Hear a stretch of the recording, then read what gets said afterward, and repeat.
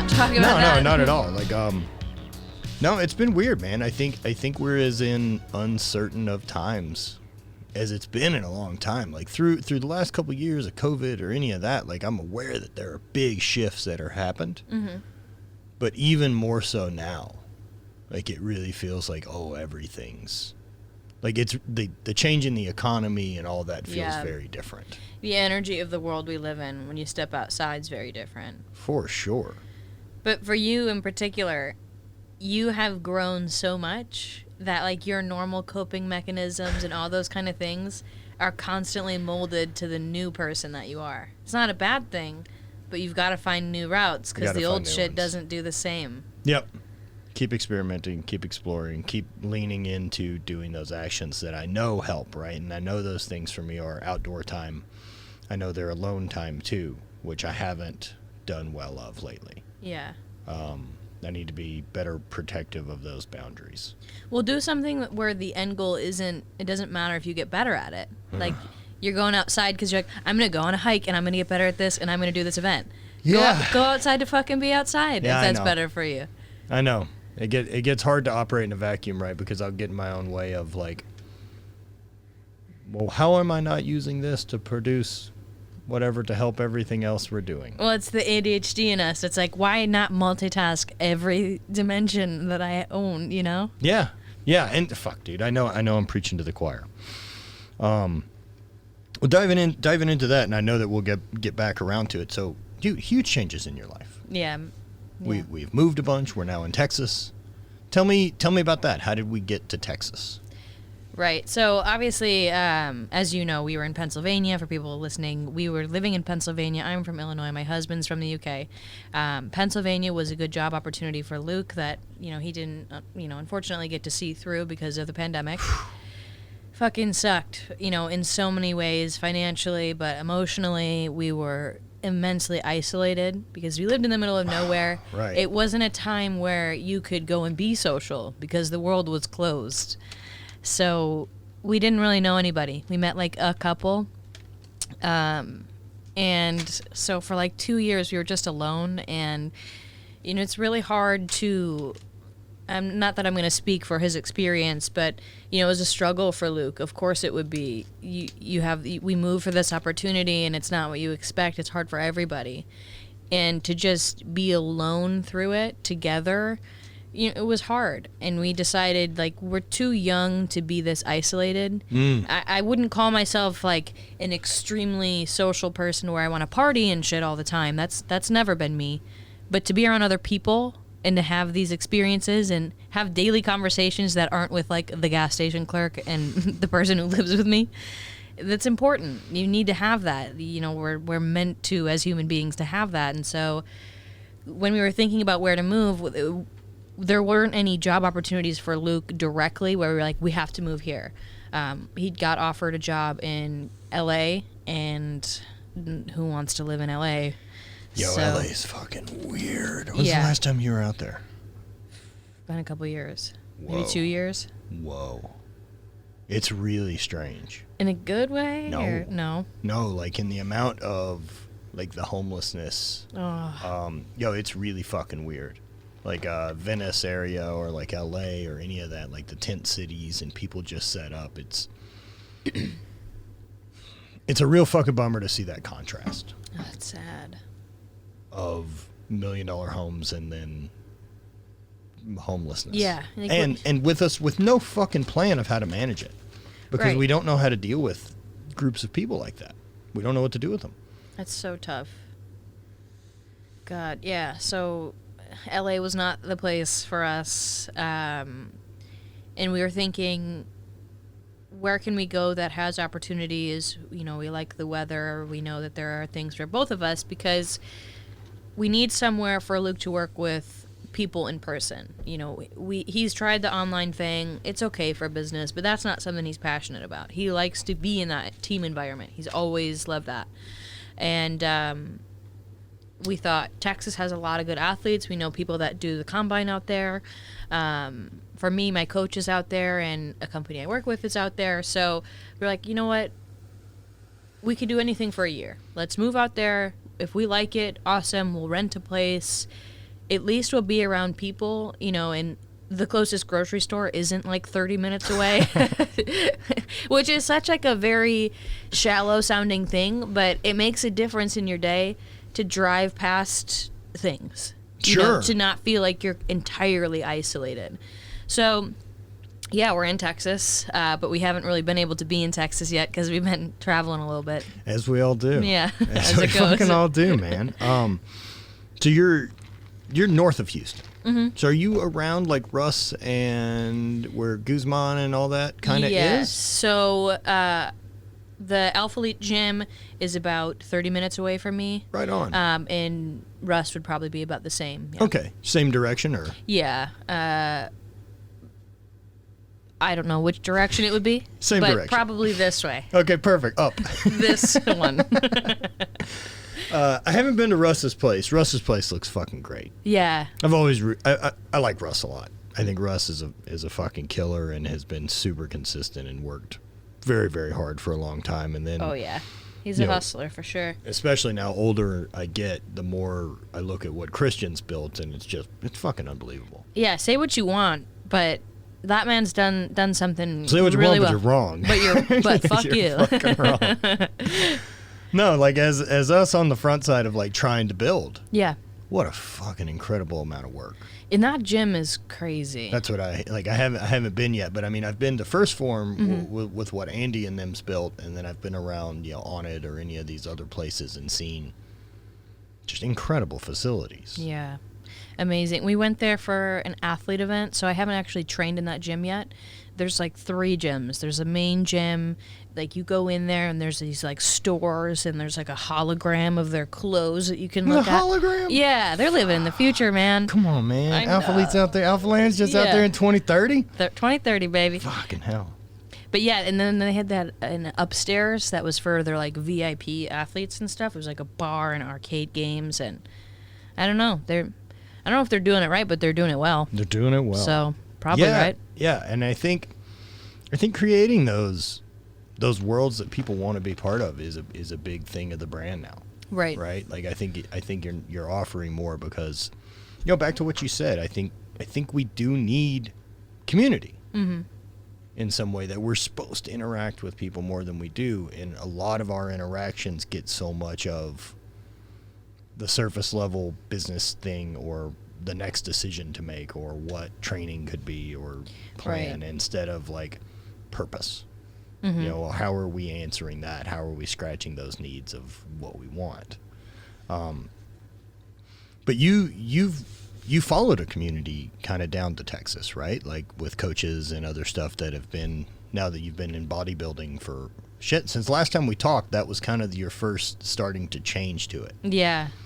It's been a ride. And it's been really cool to be around this group of people that moved to Texas. Obviously Hunter Labrada, he's from there, his family's from there, and he's kind of just created a group of friends.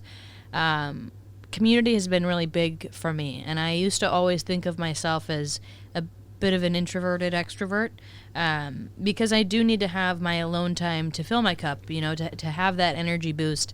But I've also realized that being alone doesn't make me better at any of the things I'm trying to get better at. Like, I can spend my alone time and I can, have those deep conversations with myself and work on myself, but the connections I'm trying to make and, the communication skills I'm trying to build and the world I'm trying to live in does not get better from me in my home office. Like, I've got to go do something. That's why I recently started jiu-jitsu again. So I'm like, I need to do more than just be in a gym all day. Obviously, it's a different kind of gym, but I'm meeting different people who don't give a shit what I look like or how much I can lift or anything like that. They're just don't know anything about you. Nothing, and it's awesome. Right. And they're so great.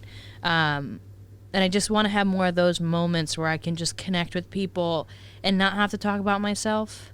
I know this is kind of like hypocritical because this is a podcast about me, but it's a fucking funny thing to say, but I completely understand what you're saying, right? Mm-hmm. That like it's nice to be a stranger. Yes.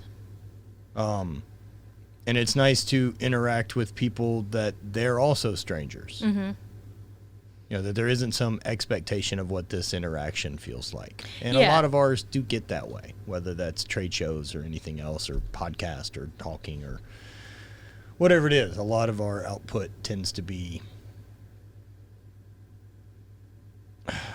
like it has an agenda.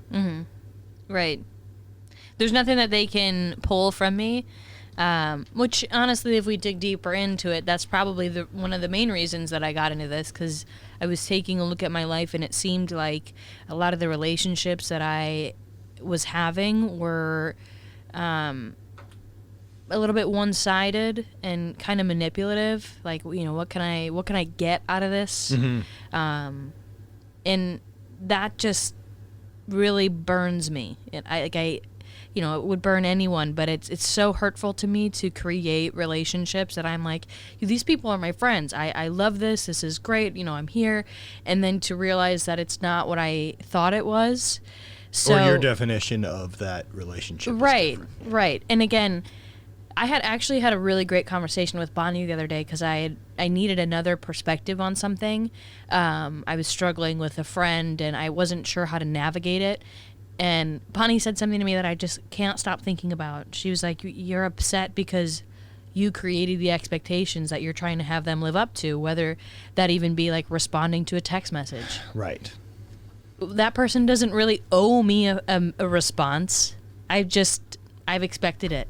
And why should I if they're not going to do that? Yeah, and if they've shown a history of not, they're very consistent. Right. Me continuing to want them to be that person that's going to interact or reach back out to me or do any of that is setting myself up for failure, when I can do the same actions. And fuck, man, like, this is also being said that I'm taking it in as well. If I know that if I lean on the expectations of how this is going to go, I'm setting myself up for so much more failure than if I'm focused on the intention of what I want to accomplish by sending the message out, because that doesn't require response. Yeah. The intention is, I just wanted to check in on you, and you know I tried. Right. There's that one quote, the man who loves walking gets farther than the man who's focused on the destination. Yeah, that idea, right? Like that. If you love the process, you're going to make it a lot further than wondering the how you get there. Yeah. Or what the there is. When we probably say that about a lot of things. Oh yeah, you know, I love the process of, you know, going to the gym and working out and building muscles and whatever. But like, we say that so much and we also forget it. You know, sure. We also forget the importance of just being in that moment of, I'm just doing something good for my body right now. It doesn't really matter how the end of this session goes. I'm just moving my human limbs around. Yeah, and trusting the fact that if I do this consistently enough for a long enough time, it kind of takes care of itself. Yeah. But it doesn't even matter, that part. Right now, I can just go into the gym and move my body because that's what a human being should do. Like, I shouldn't sit. Right, and treating the same way about reaching out and building community, right? Because how many times can I do that as well, where I'll lie to myself and say, like, well, why reach out if they don't respond? Yeah, and am I just... And then are they doing that? Yeah. You know, then why aren't we talking? Right. Well, and then, like, that expectation thing, I just really have to mold that in my head because, like you were just saying, I'm reaching out and they're not responding and then I'm getting upset. So did I do it for me or did I do it for you? Right. No, it's a very interesting awareness to put on it is, you know, why am I reaching out? Yeah. Am I doing it to say, well, I tried? Because who does that help? Yeah. That's not me being a better friend. No. It's pretending. It's posturing of being a better friend when in reality you really want them to acknowledge back and say those type of things. Yeah. So long story short, it's been great to do jiu-jitsu because those people don't know me. And it doesn't matter. I don't have to show up and ask, like, how's your kids? And they're not like, ooh, how's your Instagram going? You know, that kind of thing. I can just go in there and say, do you want to choke me? Do you want to choke me? Is this what we're doing? Here's my safe word, Ohio State. Is that what everyone uses? But you've connected a lot with your coach, right? Like Liz. Liv, sorry. That's okay. I'm not great with small letters. Okay. They get caught up. Letters are hard. So what would you say is like the biggest things you've learned from this transition to this sport in the last year and a half that like carry over to your life? I think the simplest way to say it is you can do so much more than you think if you just own your shit. Own every aspect of it. Because Liv's job is really, she's just holding me accountable, you know? And I have like an authority thing where if I've put somebody in like this power kind of position, it's really hard for me to disappoint them kind of thing. Which for bodybuilding, that's great because I don't fuck off because I don't want to disappoint her or like hurt her feelings because I know that she's working very hard for me, and why not just do the simplest things of following the directions that she's laid for me to be successful? Because if I go in any other direction, it's disrespectful to the person who's trying to help me, who's putting her time and energy into this. All I had to do was just follow instructions. Yeah, that you're paying or that you're any number of these reasons. Why the fuck wouldn't you do what you've asked them to help tell you what to do? Yeah, and that whole thing has really, like, bodybuilding has taken over my life in a lot more ways than I thought it would. You know, I thought I would just be working out, probably build some muscles, that kind of thing. But you have to own your shit because it matters in the day. Everything that you're doing, like every specific thing, when you get down to it, especially at the end of prep, if you eat a piece of like lettuce that you're not supposed to, or it's gone off, your body's going to respond differently. Fucking crunchy water. Stupid. But having that like regimented process has helped me a lot in the other aspects of my life, because I know if I wake up early and I can go do my cardio, I feel better, and then I eat, and then I go do my work, and my whole life is kind of written out hour by hour, because I know that in 3 hours I've got to eat again. So do what you can in these next 3 hours, and you know, that kind of thing. But it is very specific about everything that you do, and if you do the right things and you give it the attention that it needs and all those kind of things with everything, with the training and with the food and the posing, you're going to get a good result. If you follow the process, maybe you're not the best, but it's going to be better. Yeah. And I've tried to just apply that to my business of like, well, what can I do better in all these small little ways? Because bodybuilding's about the small ways that you pay attention to. And with business, a lot of the times I think those things can get overlooked, even in the coaching process, And look, I mean, that's all the lessons we learn from stuff like Atomic Habits or any of this other stuff, right? That we're not looking for this monumental shift that's going to be a game changer. It's very rare that that's what it comes down to. Yeah. And for the most part, it's always these like 1% shifts of what tiny thing can I do every day? Yeah. That 1 degree every day, right? And if I look at it like the path we're on is, especially the more momentum you have and the bigger your life gets and the more complicated it is with multiple businesses and people in it and places to be, pivoting becomes more of like turning a cruise ship than it does just being able to be like, fuck it, we try new things tomorrow. Yeah. And so business stuff gets laid out and timing, and so to pivot, like, you have to make bigger decisions. And so I look at it like that 1%, right, is if the cruise ship's just going this way, and if I can pivot it 1%, where is it at a year down the road? Right, exactly. If I just do that 1%. Absolutely. And a big thing that I remind myself a lot of, because I've kind of always been a very disorganized person. It's my fatal flaw. Ha. we both operate with the same affliction. Yeah. I remind myself, like, how you do one thing is how you do everything. So if you can do this bodybuilding thing perfectly, who are you lying to if you're not trying to do the same thing with your business or in your home or with your friendships? Like, stop being lazy with things just because nobody else is watching you do that. Right. Because people are watching me do bodybuilding. People see it on the internet, and, if I fuck off, I've kind of got these people seeing me fuck off. Apply that to your desk, like my office desk, Not that it has to be this performative thing, but if you can give 110% to this one thing, give a little bit more to the others. Sure. Stop being as lazy with the things that you think don't matter as much, because they do. Yeah. No, there's no doubt. It's hard to keep focused on them. Whenever it's, fuck, man, especially when, toward the end of prep or any of that, I'm sure like you're faded and mental capacity gets really tough. I'm sure it's really easy to be like, we're going to lose some ground on 8 or 9 of these other things Yeah. because all the energy has to go to this fire. Mm-hmm. You mentioned your mornings. Now, are you typically someone that uses your morning as your time, or are you an evening? Oh, I'm a morning person. And Has it always been? No, because what you said something to me a long time ago. A lot of the things that I operate on are things that you and Bonnie have said to me. Sick. That have stuck. I'm a big fan.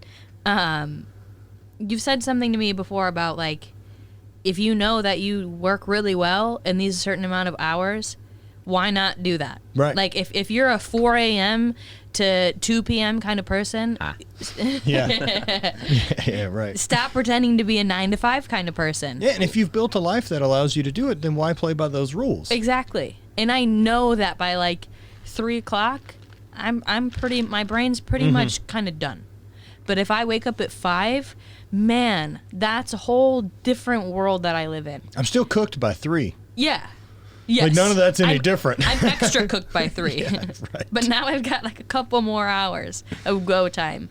And that's been really special to me. Like, I can breathe a little bit easier. Because since we talked last, I've hired people on my team. So I've got 3 coaches working for me.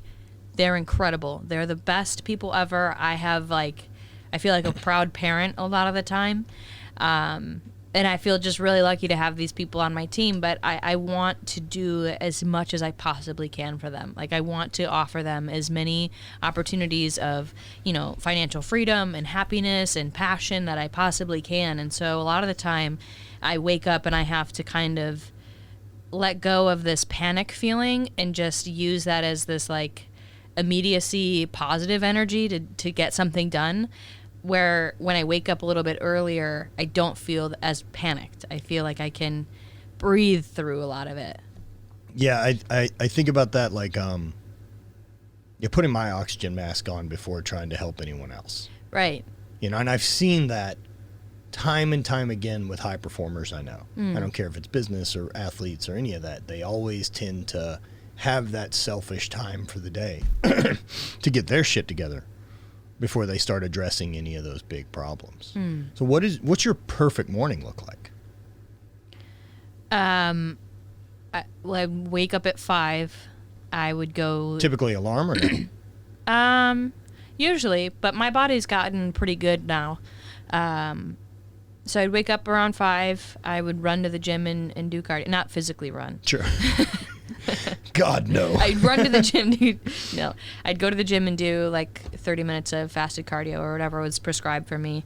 I'd come back and make some coffee, and then I would just I wouldn't look at my phone through any of it. Like, preferably if I don't look at my phone between 5 and 7 a.m., fantastic. So 2 full hours without touching. Yeah, if I can, that'd be great. Obviously, that's, can be a bit trickier if there's like a client or something that really needs something, but from 5 to 6 at least, nobody should need me. Yeah, I mean, do you give it a look to make sure nothing's exploded, and then I'll make sure you, like, nobody fucking not even looking? No, at I'll it? look and make sure nobody's died Yeah. or anything, or like, whatever. Which no one ever has. Nobody has. Right. So, It's such a fucking crazy thing. So Tim Ferriss talks about that in 4 Hour Work Week, of like this panic that you think that's going to come, like why you always check your thing. It's never come. Tell me more about that, because Yeah. I don't watch Tim Ferriss. So Tim enough. talks about that in 4 Hour Work Week, about like, this catastrophe that you think is coming, that you're waiting, like, oh, I can't not be around my phone. What if someone needs me? They don't. Yeah, when does that They've happen? never needed you. And also, what are you going to do? Yeah, that's true. And it's like you can figure it out. Like, it's not going to be the catastrophe that you think it is. That's true. Easier to read than it is to practice.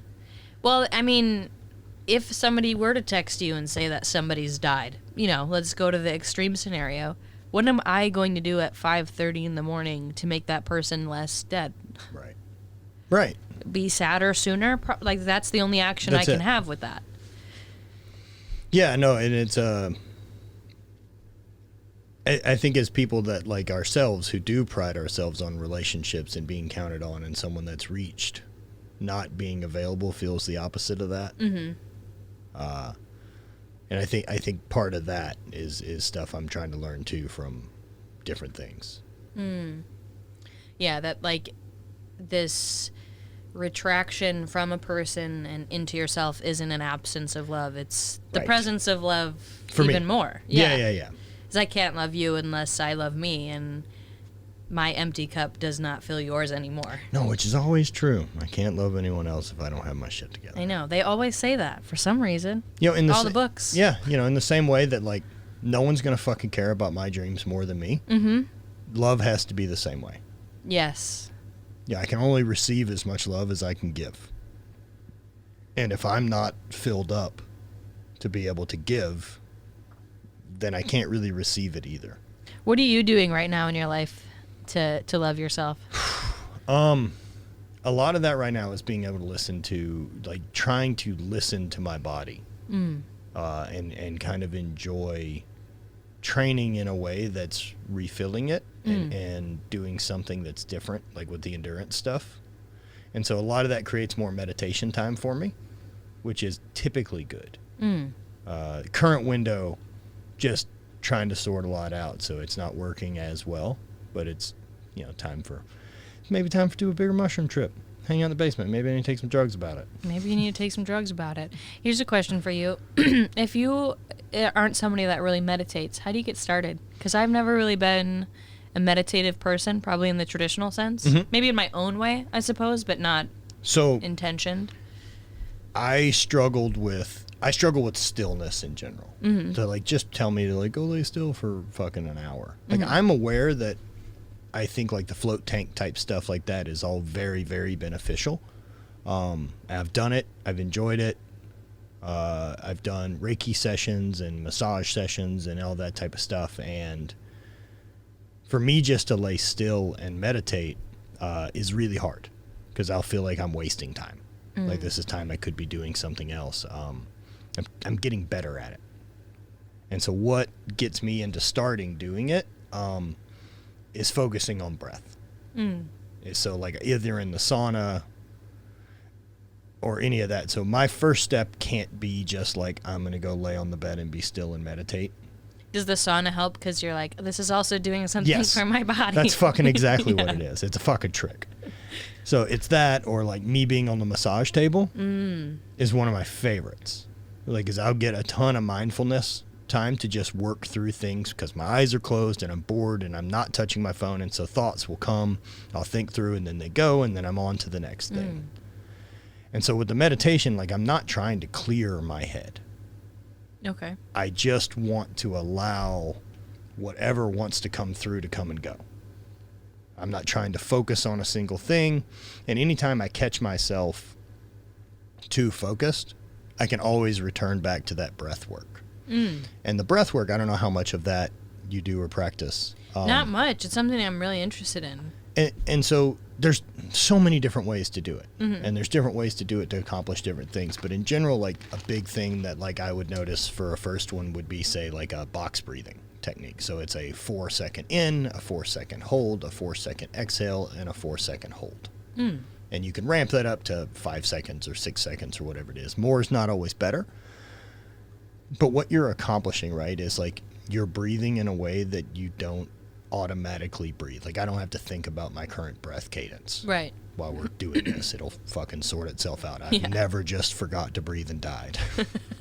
Not once. Never once. It's never fucking happened. I've been stoned enough that I've thought about it and wondered how that would work out because I don't seem to remember. I definitely overthink breathing quite a bit when I get high. Better make sure I'm like, breathing it in. Why isn't it working right?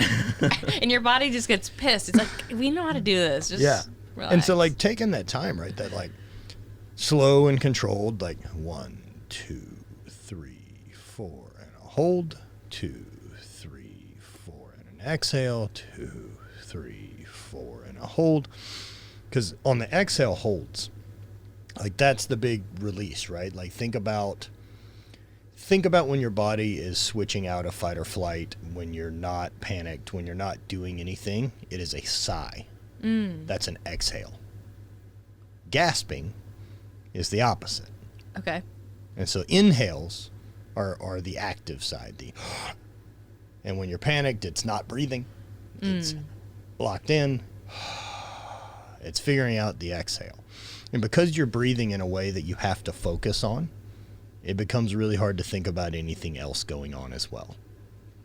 Okay. And at some point, you'll switch. I think that's a really good start. I think that's the box breathing is a really, really good start. Or the apnea breathing is another interesting one. And it's basically like a 5-second inhale, I think a 7-second hold. Or sorry, a 5-second inhale, like a 7-second exhale, and then a 9-second hold on nothing. And getting used to that, like, we're okay. We're going to get more air in a second. Because your body would probably you'd start to feel a little bit panicked. Yeah, it's fucking 9 seconds. Yeah. I'm not going to die in these 9 seconds. It's never happened. Have you ever gone swimming? You've held your breath longer. Right. Dies at 8 seconds. But, like, those have been kind of the first starts. And what'll happen is, like, I'll catch myself no longer thinking about the breath because I faded into whatever the thought that's come. And you can find yourself, a mistake would be like, fuck, I'm not thinking about the breath. It's only like once I've acknowledged, like, back to it. Then so not go back getting to the angry breath. or frustrated. Nope. Just it's supposed to do this. You're supposed to fade. You're supposed to wander a little bit mind-wise. It's just whenever things get too focused, back to the breath. Okay. That's the technique. I like that. It works better for me in the sauna. It works better for me on a massage table. It works better for me on a really long drive. If I can occupy the machine doing something that doesn't require a lot of pay attention, my mind does really well. I'll be driving for like 15 hours this week, so Perfect. I'll get a lot of practice. I get a lot of that. Like me driving alone was very good for me for a long time.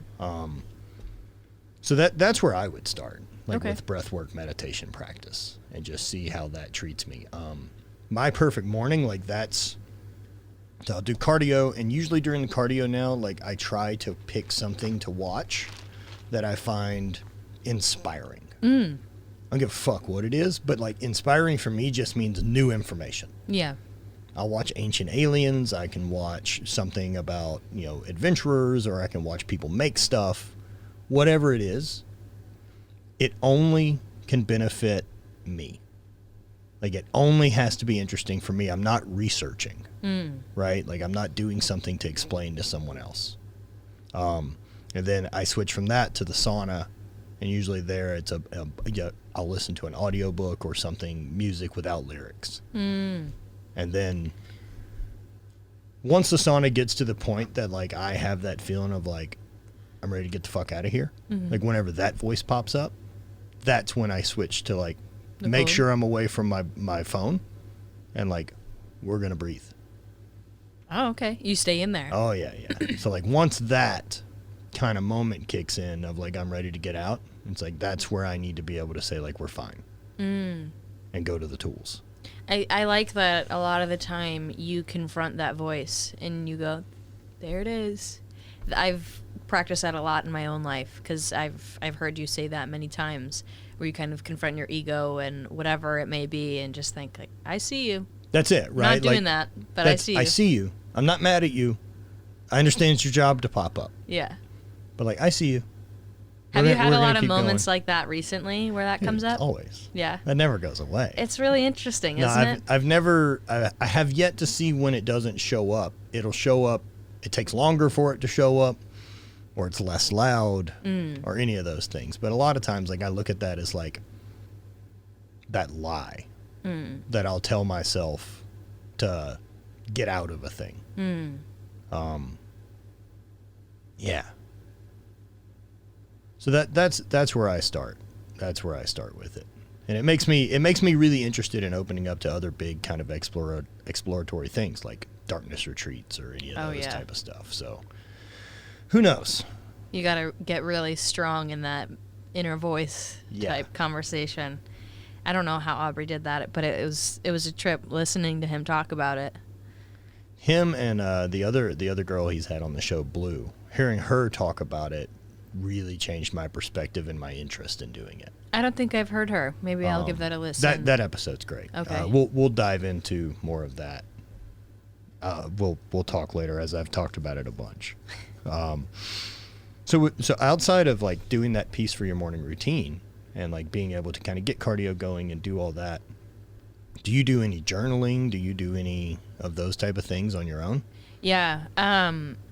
I've been exploring religion kind of again. Shit. All right. And not really in a very convinced, God is the answer kind of way.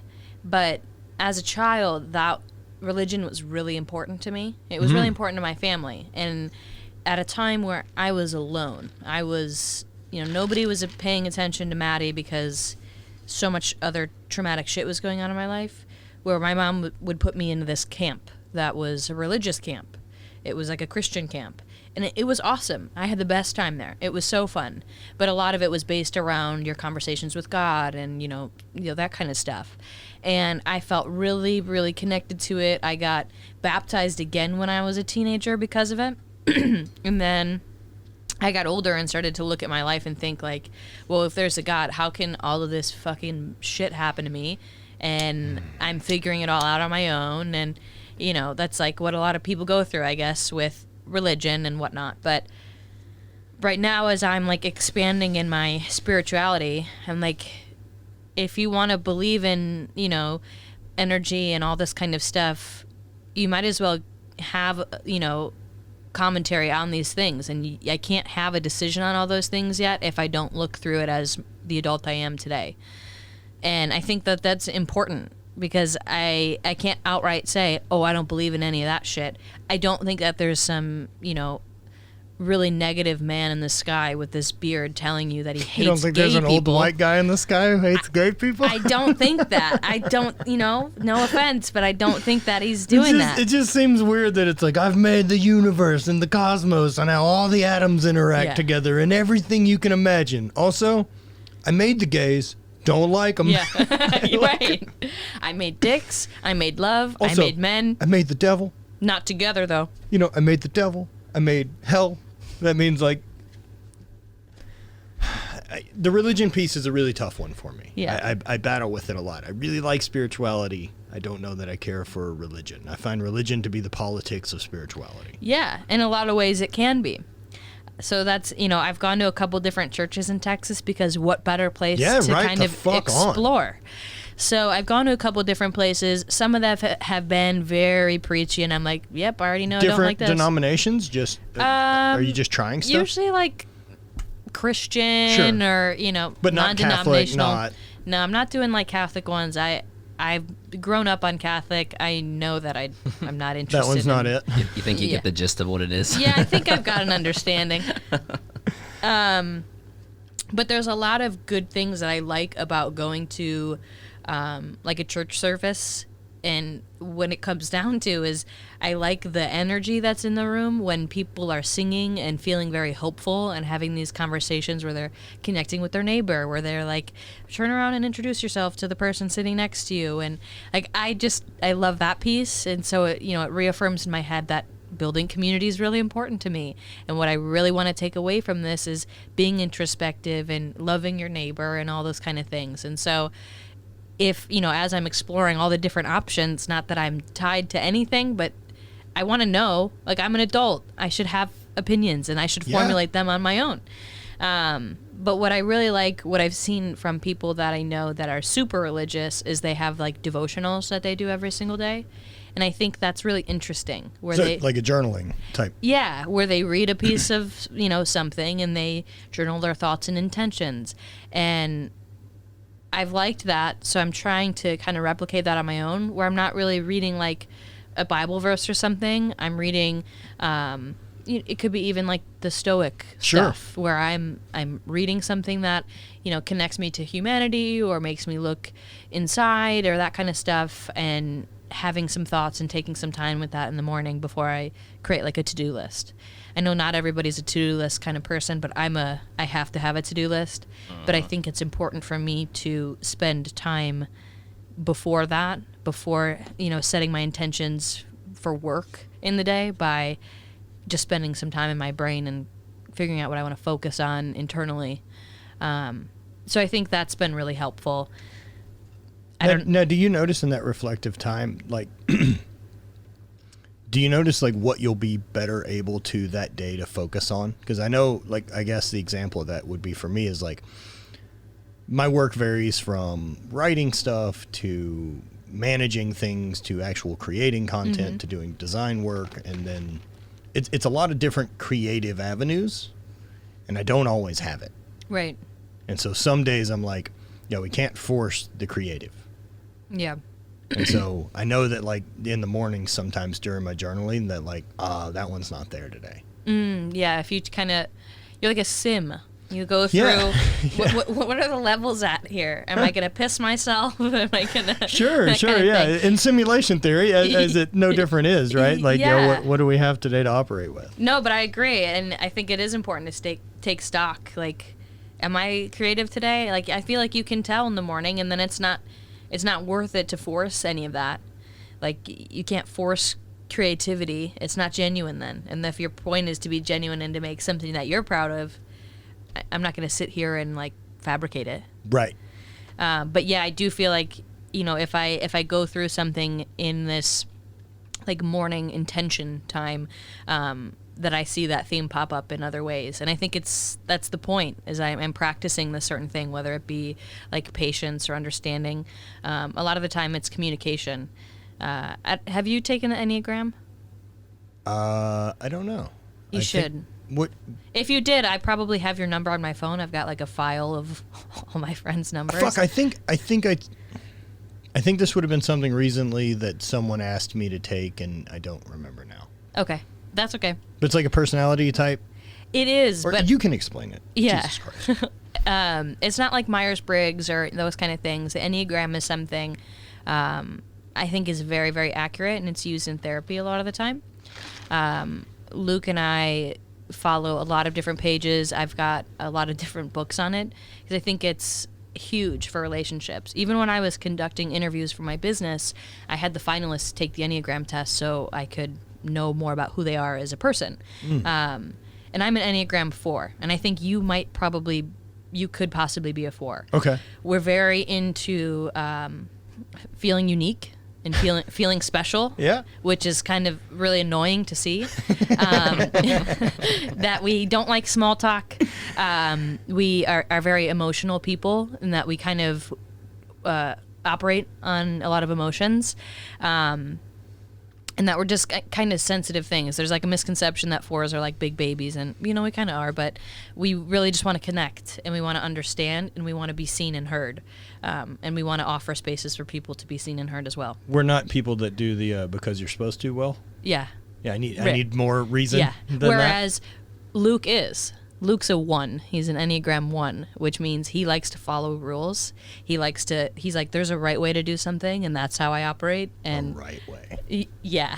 But which is such a fucking interesting thing to dig in to begin with, yeah. Right? Like that there's a right way. Yeah. Because there's not. Yeah. There's an infinite number of ways. There's a good way. They could all be good ways. There's better and worse ways, yeah. Right? But also that also depends on what is the outcome you're hoping for. Mm-hmm. But when you get locked in to right, because then you're eliminating the rest, which means everything else is fucking wrong, right? And like avoiding wrong sometimes is tricky. When what's the best for the situation, or best for me? Yeah.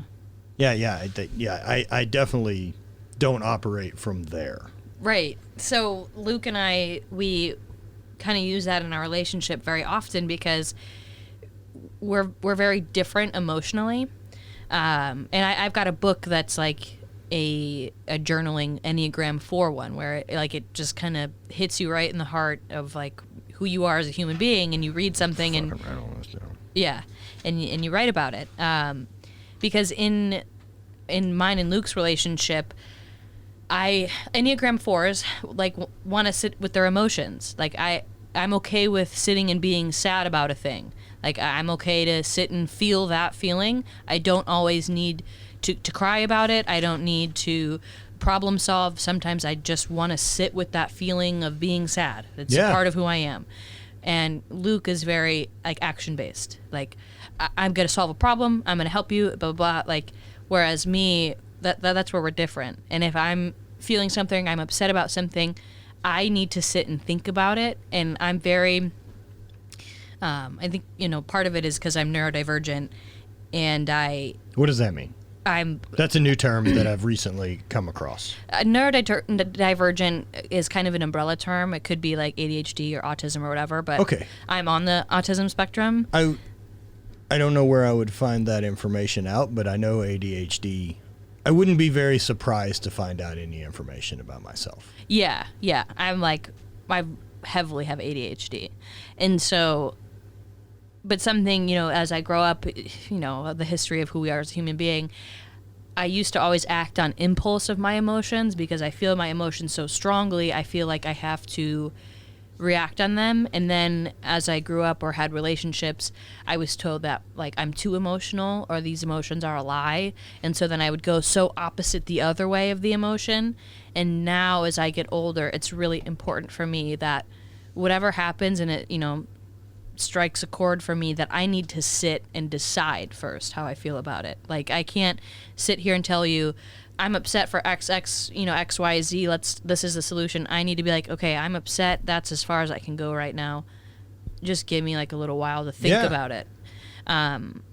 Whereas Luke is very good at like knowing how he feels, knowing what he wants to do about it. And so the Enneagram has helped us a lot in that kind of communication because we're both so different in that way. But that is part of my morning routine. I have an Enneagram 4 book. That's fucking super interesting, man. I really like the idea of that a lot. And the more, just listening to you and trying to think about myself, there's so much of the natural male thing that I have of like, solve the fucking problem. Right. Because, like, what are we talking about if we're not talking about solutions, right? Like, we clearly want something different, but there's also that being able to have the awareness and sit in the truth of like, I'm just fucking bummed today. Yeah. That's okay. Because I have other days that aren't. Yeah. And maybe I'll only feel like this for an hour if I just let myself feel like that and instead of spending the 24 hours trying to not feel this thing. Right. Yeah, just this too shall pass. Most likely I'm probably pretty due for a heavier dive in, whether that's another trip with something like ayahuasca or something else, but like a bigger solo thing. Because, man, the biggest lesson that I get from a lot of those things is that uncomfortability that comes with stuff, and whatever's coming is going. And so if this emotion's coming up, the worst thing I can do is trying to fucking defeat it. Yeah. And let it pass. Like, if I don't try to defeat it by giving it more of a fight, it runs out of thing to feed on. And it'll eventually fade out the same way as it. I remember when it wasn't here, like 3 hours ago. Yeah. It's just so hard in the moment whenever it gets fucking heavy that this is everything. That I'm never not like this. I'm never. It's a balance between those two stations for me, for sure. Do you feel like it's just because you've been so busy that you're feeling like you need this time, or do you feel like there's something that's really plagued you recently that you're just not paying attention to? There's a handful of things, right? Like, there's definitely the busyness of everything it is. There's changing and stress as far as business goes with, the economy's in a fucking weird spot. Yeah. And so it's figure it out. Someone's going to, we may as well. Yeah. And so keep trying stuff, keep doing new things, and keep focused on where we can. The uncertainty stuff, too, is just, with, Bonnie's mom's health concerns or any of these other type of things. There's just a lot. There's just a lot going on that's way out of our fucking realm of control. And typically I don't let those bother me much because I can't do shit about them. But they also, most of the ones that, like, I don't worry about don't really have any effect. But these do. And I know that I can't do anything about them, and they're still going to be an effect, and there's still going to be a thing to deal with, and there's still going to be all that, and I can't get past it in the moment. Because it's like it's coming. Sounds like it's a really good time for you guys to bunker down and bring the world to you instead of the other way around. Yeah. You travel so much, and I'm sure it feels like when you're home sometimes that you're doing less. When you're not doing less, if you can't produce more at your current state, how you are. It really fucks me up. But like you're saying that, like when I'm on the road, I don't think much about like what my day is because I'm spending 6 or 7 hours driving, and then there's time in the morning working that's pretty focused. But if I'm home, I'll get really conscious of like, you're just spinning fucking wheels and not getting anything done, and then I'll get shitty with myself about being lazy. And that laziness can be like, yo, go fucking lay on the couch for an hour. When if I look back historically at like when I'm at my best, I'm taking time to do all those things. We haven't done all of this work to ignore. I know, right? Yeah, I fucking know. Maddy, I have kind of a question, kind of circling back to, just talking about the ADHD stuff and, kind of, I mean, being, neurodivergent or whatever, like learning more about yourself and like learning like terms to define you. Because I had a thought like not too long ago, like I feel like a lot of people, they get these thoughts, or like they get told like I have ADHD or I have OCD or I'm, all these different things, and they really let it kind of like run them per se, and they like let themselves be very much so kind of like defined in this way, and they don't operate well outside of those parameters. Now it becomes much more of like a scapegoat for kind of what's going on in their lives. So like you being able to like identify like these parts of yourself but still like operating at like a high level, and with businesses and all this kind of stuff, like I guess like what is something that you would say to someone that's like, I just can't seem to get on top of it, or like it's like more a like not using an excuse, using it as an identifier of I just operate different than other people, and I have to figure out how to manage myself better, Yeah. Like that. No, I think that's a great question. Thank you, Brant. It can be really easy to take that label and just be like, that's who I am. I guess and that's why I can't do things. Right, exactly. When I learned all those things about me and I was diagnosed and all that kind of stuff, for one, I felt seen finally, because I've always felt like stupid or slow or whatever, or disorganized, like I said, where that's just a skill that I'm not good at, but it doesn't mean I can't get better at it. Like I can incorporate more things in my life to be more organized. And learning those diagnoses has helped me realize that if there is a label for these things, there are better practices to help those people. Like if I'm diabetic, I'm not gonna, have a different healthcare plan or a less specific healthcare plan. If I had cancer, I'm not like taking a diabetics plan to get better and expecting it to be more fruitful. So learning those diagnoses, instead of taking it as like, like you said, as a scapegoat or a reason to not do well, I've taken it as there's a lot of people that know more about autism and ADHD specifically, people who have dedicated their life work to help those people. And, maybe I wasn't incorporated into like a school program at that time, but there are skills that I don't know of yet, and coping mechanisms and habits that I can create that are better for people like me. I can just now dedicate more time now that I know this, and knowing this is how I get better. Like, for example, I can get very overstimulated sometimes, and it's really fucking complicated. I was at the gym one time with Luke. We were in Labrada, and there was a lot of people. I was on prep. There was a lot of noise. So you're already compromised. Yeah. There's a lot of noise going on. There's this going on. And Luke and I were having like not like an argument, but like a bit of a tiff, like a little bit of an misunderstanding. And there were all these variables going on. And I was just like standing there like frozen. I couldn't think. I couldn't move. And I was just really not helpful to myself, where I was like, you're around all these fucking people and there's cameras around and all this stuff. Get your shit together. You need to move on. And while those kind of talks with yourself can be important and helpful at the right times, in those moments where all the noise and sounds and lights and everything was debilitating, yelling at myself wasn't going to be more helpful. And at the time, I also didn't know how to express that to Luke, that I am being overstimulated.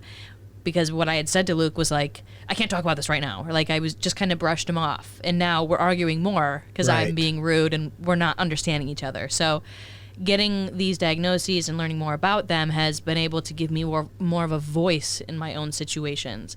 And having more of a voice in my own situations helps all of my relationships of like, hey, in this scenario, I might be feeling like this. And, you don't have to know the answers, but I might need a little bit of space sometimes. Like, just tell me to, go stand outside. Go take a walk or something. Go to the bathroom or,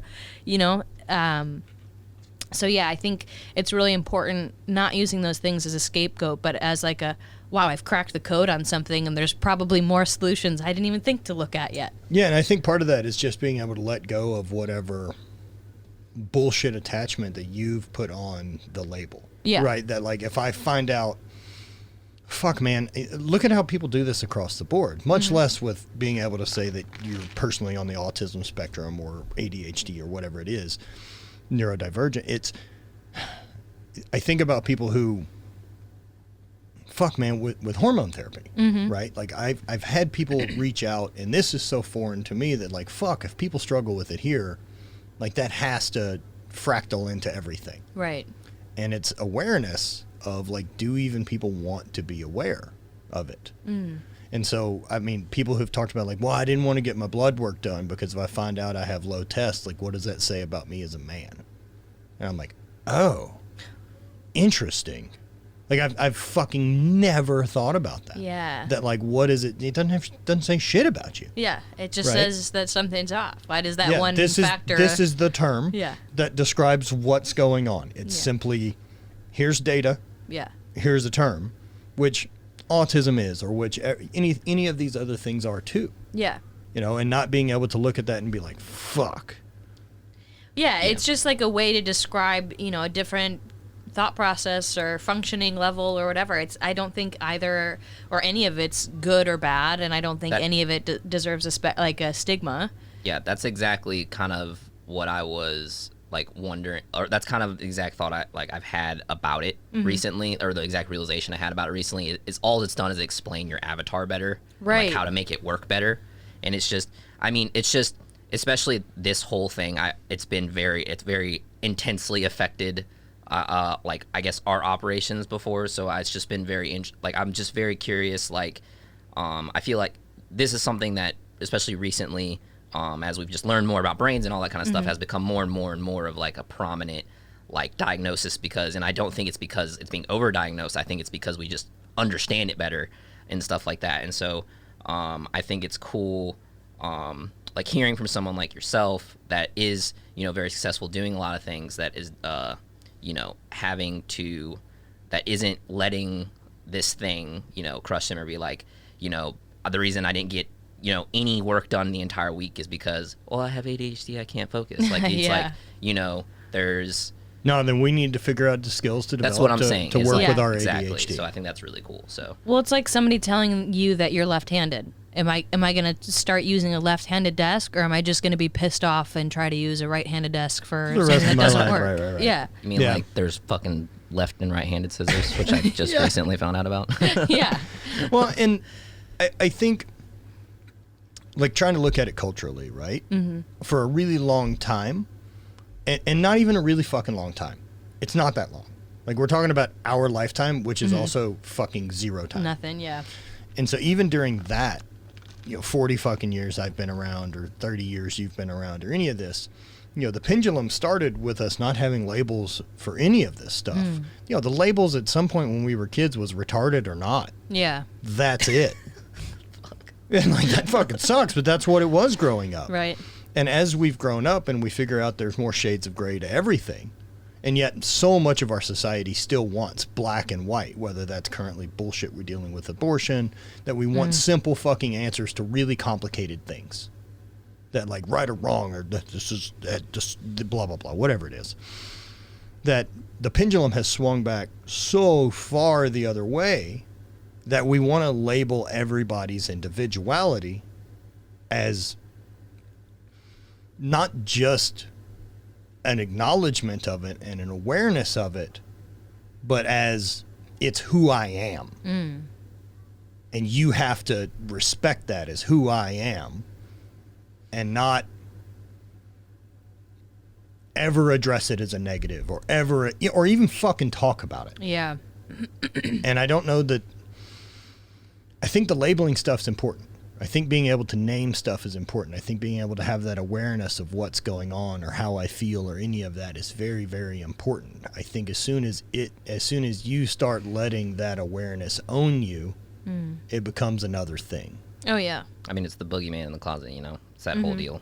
Once you start seeing it more, you're like, oh, it's not that scary, you know? Yeah, right. Well, like you said, I think so many people will use, you know, that or even like, oh, I'm a Democrat, I'm a Republican, or oh, I'm this. Exactly. It's like, that's who I am, sucks for you, sorry, can't, like, they're just totally not receptive to any other kind of thinking. And not allowing to brush from whatever that equals. Right. Right, that like, maybe there's some fucking gray area here to a lot of these things that we need to deal with. They're not simply a black and white. They're not simply fucking the complexity of everything going on.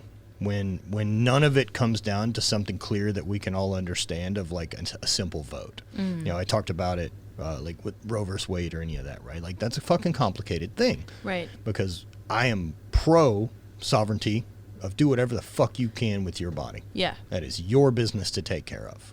And you should be free and in a safe way able to do all those decisions. Yeah. But I also believe in states' rights. I believe in less big government. And so I feel both ways about this situation. It's like I don't want fucking our government making morality decisions. Yeah.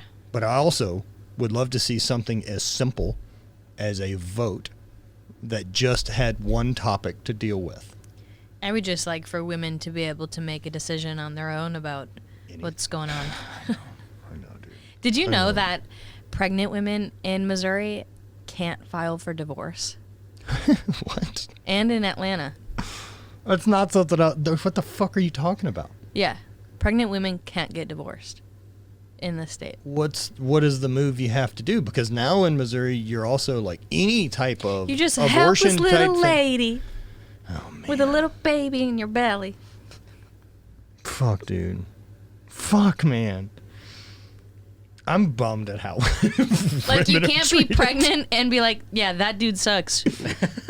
I don't want to be married to him anymore. Yeah, like, there's a baby in there.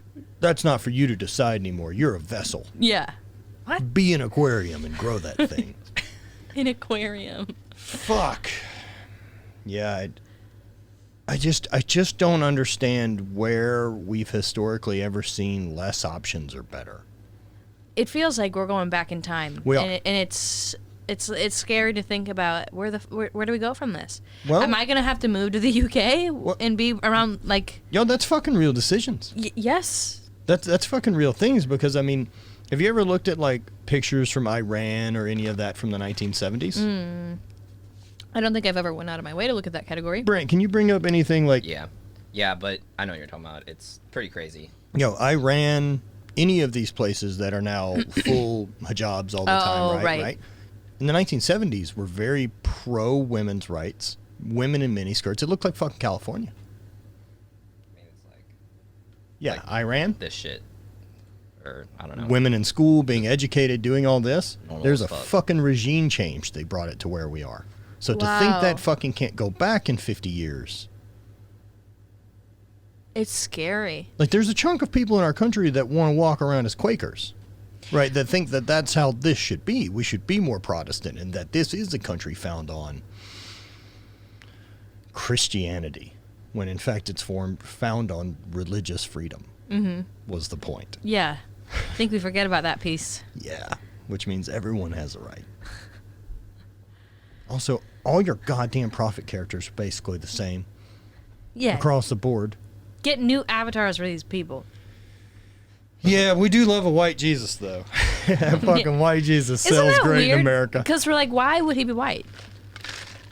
Why because would we it's ever marketing. think It's this very, guy's white? It's very funny that's only started being questioned as recently as like 10 years ago. Yeah, that's true. Like, this is very recent. Like, yo, wait a minute. You're telling me this guy is not brown? In fact, if he is this fair-haired white Jesus, I understand the persecution. He is way out of place. Yeah, that'd over be there. crazy They'd be to like, see. look at this fucking guy. Yeah. Why does he look that way? Yeah. Exactly. Talking all types of crazy shit, hanging out with fucking drug dealers and bad. It's not like the Look at his apostles were fucking porcelain good skin. people. Yeah, his porcelain skin. No way he'll be trusted. Keeps talking about dad, and he means God. It's fucking very confusing. Strange. Yeah, it's the diving further into religion's a really interesting one. Have you started looking outside of Christianity at stuff I'd as like well? to start. I haven't started yet, but I am very interested. Luke and I were having this conversation the other day. Like, of course, religion has been prominent and present in every culture that exists. There's something really similar, and it's crazy because even when these cultures were not, didn't have access to each other the way we do with technology and all the forms of communication we have today, all these cultures still had their own various religion, and there's a lot of underlying themes in a lot of them, no matter what they believe, how many gods or whatever. And I think it's just super interesting. A lot of the times it seems like people just wanted something to believe in a morality system, and they just created whatever around that. Not that I'm saying religion's fake or anything, but It's still written by dudes. yeah. I mean, Yeah. make no mistake. Like, I do think there was a big stretch of time that we needed some answers, and we Right. needed a common ground, and we needed something to believe in. I think the fuck up is when we start treating it as textbook, like we know. Yeah. We fucking don't. Yeah. How would we? We have no fucking clue. The Bible also tells us we shouldn't mix fabrics.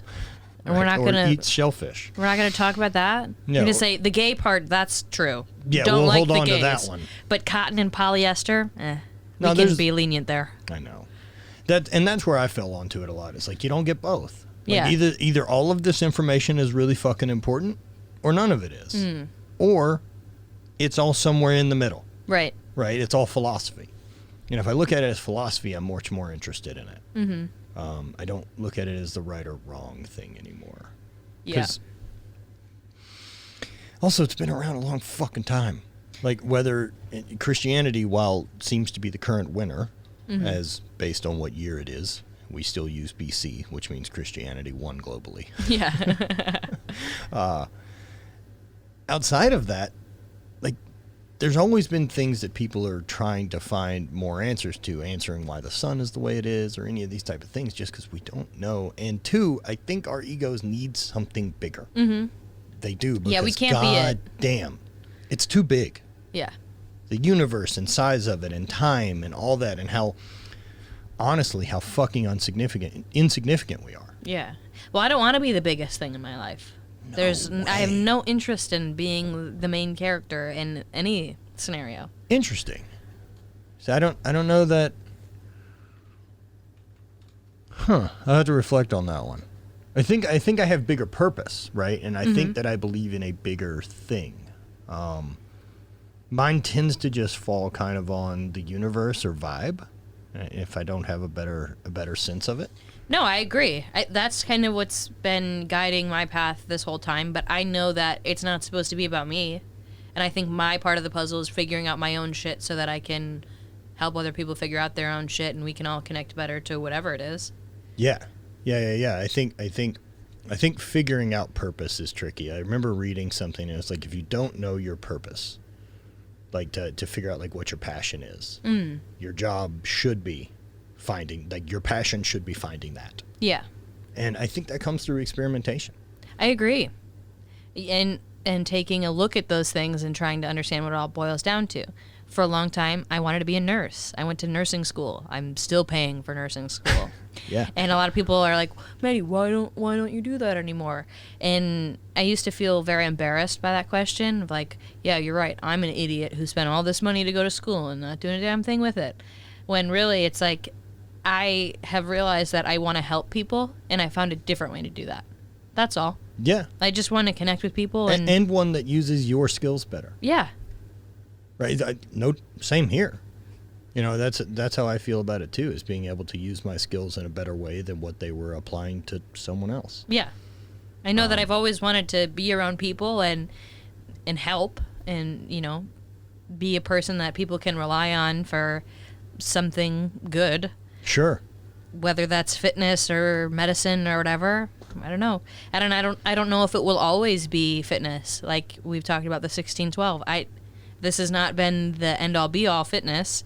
It's just been another, like, you know, a vehicle to let me do that. Yeah, look, something I heard that really helped a lot.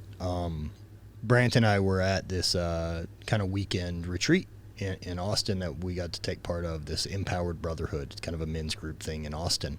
And they run a really, really great show with Stephanos and Preston and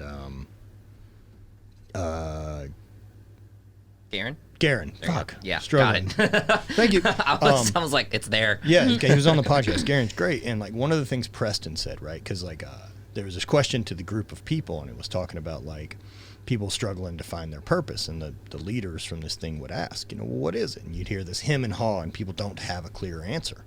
They think it's this, and I like this, and any of this. And so when that finished, as someone, I feel pretty clear in mine, you know, that I can answer that, which is why I believe I have direction. I asked the three guys running it, and all three of them could. And my favorite answer was Preston responded, and he said, my purpose is to be loyal to whatever creates the biggest impact and income for me to create the next thing. And its impact on people in the way that I want the world to change. And the thing that makes me money, because that allows me to build the next thing. That's a good answer. You know, that hates a vehicle onto something else, and that this is a vehicle onto building the next thing. Well, it should always be. I mean, especially if we're people in the business of improvement and growth. That means we're going to shed that skin, and it's not always going to fit. Right. Elon didn't fucking make PayPal and then hang it up. Yeah. Just what he needed at the Just time. needed what at the time. Yeah. We needed to get that thing sorted. Yeah. So I like that. I like that, knowing that purpose, right? That like, man, I want to create. I just want to add more. Like that's where I keep finding it more, is I want to like add more, whether that's inspiration to people or see that spark or give people the freedom to realize that they can fucking do whatever they want to do or any of those things. None of it's easy. There's no fucking easy paths in life, period. And so if they're all going to be fucking hard, why not do what I want to do? Yeah. I'd rather, if it's going to be do hard shit for me or do hard shit for you, I'd rather just do it for me. As far as like a work for me type of thing, right? Yeah. I think that's really interesting. I think it's cool that you know it's that you want to create to add. I like creating. Yeah. Yeah, I like the challenge of making stuff that didn't exist. For you, as you've come into this, man, like I know building a business out of following and out of whatever it is, it's one thing to monetize. It's another to build a business. How has that process been? It's been great. It's been really good for me. I, used to kind of do a coaching business that was really based around me and whatever, and I've never wanted it to be like that. I've never wanted to be the star of the show. And so it's been really cool to step away from that a little bit more. And I'm now more in the business role than I am coaching. And I get to kind of coach my coaches in their own business, So I've got I've got 3 coaches that work for me. I've got James, Luke, and Noah. And somehow I got these really awesome people to work for me. They're all incredibly intelligent. James and Luke are in their last year of their PhD program. Jesus. Yeah. And fucking doctors work for you? I know, dude. Killing the nursing What? game. Fuck you. Make them wear white coats. I will. They're like, we're not that type of doctors. Doesn't matter. We're in the gym. Wear it. Luke is in exercise physiology, and James is in nutrition. And James is just biggest goal is to work with UFC fighters. Hell he's yeah. He's pretty good at, he's a weight cut specialist, and he's super intelligent in that realm. And it's just been really cool to get these people together. Has he figured out any caloric surplus ways for me to continue to lose weight? Fuck, let's ask. Has he figured out how I can just eat cookies and still be healthy? Oh, man. Tell him to get his shit together. Yeah. Get in the lab. Put your coat on. Yeah. Start fucking mixing stuff up and do it. Doing drip things. Yeah, you got to get in the smoke. A lot of chemistry. That's science. That's it. But it's been awesome. Not only do I feel very proud of like being able to expand the business, having people work for me, but they all are creating relationships with their clients, when, you know, all of them felt kind of stuck before. Luke had come to me, and he recently did a bodybuilding show. He's my head powerlifting coach, and our head bodybuilding coach put him through a prep. And Luke was like, you know, this was just a very transformative year for me. I'm really, you know, he's really grateful to be a part of the team. But it gave him the courage to expand on his own, because he's been in school. Him and James have been, you know, they teach classes and do all that kind of stuff. And it's really hard when you go through a degree like that to know what's next, because you're super qualified, so you have to find a job that will allow somebody like you, because they've got to pay you more for being super qualified. And the other side of that is you may have zero work experience. Right. Yeah, because you've been in school for your job has long. been doing whatever this is. Yeah. So it's been really cool to just give them an opportunity for more financial freedom, because, you know, they're in school all the time and they're doing their thesis and all this kind of shit. So they've all gotten to be pretty good friends, which is just even cooler. Like, they just text in our work group all the time, and man, it just makes me so proud that I was able to just create opportunities for people. And I realized that's what I really love. Like, I just want to keep doing that. I just want to create more avenues of opportunity for good people that give a shit. Because there's a lot of people that don't give a shit. There's a lot of people who don't give a shit. I found 3 people who really give a shit about what they're doing. Like, they're passionate, and I've been lucky enough, not that it's luck, but I've been privileged enough to be in a position where I get to do shit like this and call it work. For sure, I'm with you, right? Like, Yeah. I'm in the same boat of, like, I can't call it luck with the amount of fucking effort I put into it. Right. But at the same time, I know there's magic. Yes. Like, there's some fucking magic involved in the right place, the right time, like having a skill set to speak or whatever it is that we've got, right? Yeah. That we caught a little bit of fire. Yes. And for whatever reason, we've managed to not let it go out. Yeah. And I want to keep using that to put people who probably wouldn't get that spotlight or opportunity, and just put them in there, because they deserve it. And like, Luke's done his first bodybuilding show. He's gotten like over, you know, he might have, I don't know, I think in the last year he's like tripled the amount of clients he's had. But he's also got like his first clothing sponsorship. Yeah. And to him, that's like the coolest thing. And so to me, I'm like, that's the fucking coolest thing. I remember when I got my first sponsorship, and it was hate. Yeah, man. And it was so cool. And like, man, just to see that joy and passion in people that, like, I've worked hard and I've been able to see through this opportunity is awesome. So the business is going really well, and I don't give a shit if it's really not. You know, if we're not the leader in fitness, that's okay. I've got people you don't fucking, like, that's such a weird comparison that doesn't make sense to me. Yeah. I don't Like, want to be that. Who are you going to beat? Like, do you know what I mean? Like, what are we talking about? You're going to beat Under Armour? Yeah. Like, you know, who's the leader in fitness? Who would even say? Right. There's too many avenues. Right. Now, with you guys and coaching and everything, this was something I was, because I still know so very little about bodybuilding, especially female perspective of it. On your side of things, working with coaches, like, how is the mental health side of that addressed with, like,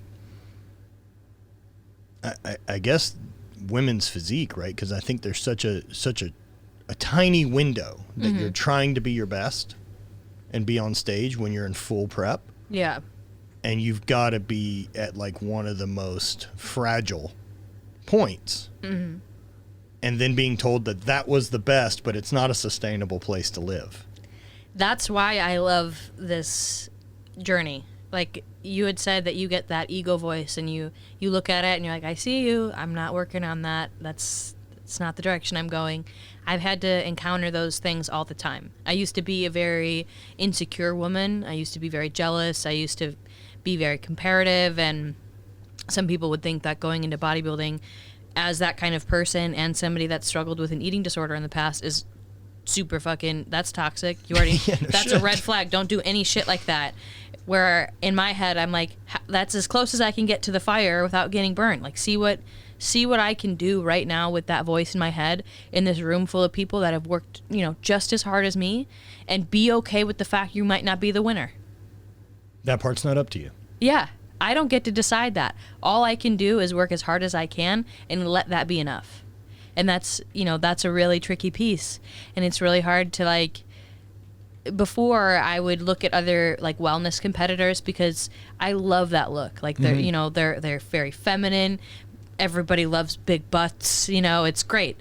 From Sir Mix-a-Lot on. Yeah. And, before I'd feel, like, really uncomfortable trying to, like, show Luke a competitor because I'd be like, well, he's going to look at them and think that they're better than me or they've got a bigger ass or whatever. And now I'm like, I've really had to confront that it doesn't fucking matter because maybe they do look better than me. Maybe their glutes are better than mine. Maybe, I'll never get to that level. Who gives a shit? Like, right. I'm just doing this for fun. Like, it's a really hard thing to do, but mentally I've got to really dig myself in a corner and be able to get myself out. Nobody else can have that conversation for me. And such a real conversation about that, like showing your partner this thing and thinking they'll want that more. As if you not showing them would eliminate them ever seeing it. Right. Are you never going to see a woman? Right. Are you not supposed to, like, want to talk about fucking movies because what if Luke sees Chris Hemsworth? Like, do you know what I mean? Yeah. Like, what a fucking equally stupid thing. Right. They're like, what are we doing, brain? Yeah. And so that's not important. Exactly. And I've like created this thing in my head where I just have to remind myself, do I want Luke to support this division that I'm competing in too? Yes. And then even with like female friends or whatever, do I want Luke to have healthy relationships with other women? Absolutely. Because that doesn't affect our relationship. Like, he's such a social, wonderful person. Who am I to say that you can't talk to other women? Right. What the fuck? But me 5 years ago would probably, I know I would really struggle with that. I'd feel really jealous. And bodybuilding is like, whether it's just been the vehicle that's enabled me to get to this place or not, it's really had me look at myself and be like, you're everything and nothing at the same time, and it's all okay. Yeah, I love that the part of that you chose it is because it put you in the fire. Yeah. I fucking love that, dude. It's so uncomfortable. Why do you think people are so fucking scared to choose that uncomfortability? Because it's so vulnerable. It's so easy to fail, and there's so many excuses to fail. Like, you have to own your shit. You have to, like, so many people just want to be the best all the time, and not enough people are comfortable with not being the best. To show up at, like, your local show and not be the best when there, how embarrassing. But that's only embarrassing to you, and people only give a shit for a day.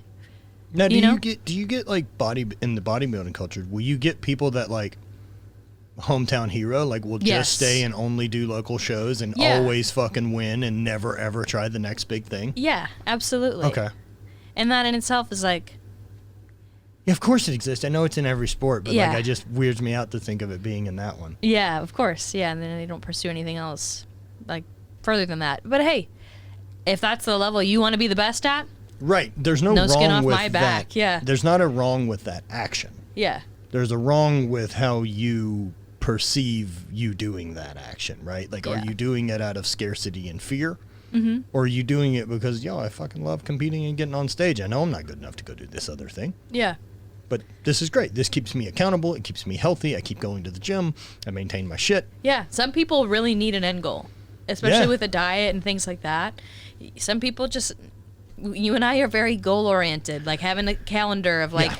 work towards this thing. It's really hard to not have that. So I get it. If you want to be somebody that competes in the local shows and that's the way that you beat heart disease or whatever, it might be present in your Fucking family A. or something. Cool. Yeah, fucking A, right? Like, that's the way to go into it. Mm-hmm. Being able to be in that environment, could you see, like, reflections of stuff that you didn't like in other competitors and be like, fuck, they do that too? Or of, like, the jealousy or the scarcity mindset and be like, don't be that. Yeah, absolutely. When I first started powerlifting, I'd show up to meets and I'd be like, oh, I can't talk to other girls, and like, what if they're stronger than me? You can't even watch their lifts, and it was such a fucking asshole about it, and just so not supportive. But I could see that when I first started to get into bodybuilding, going to my first show, of like, our competitors' friends, like, do we talk to each other backstage or that kind of thing, and what do we do?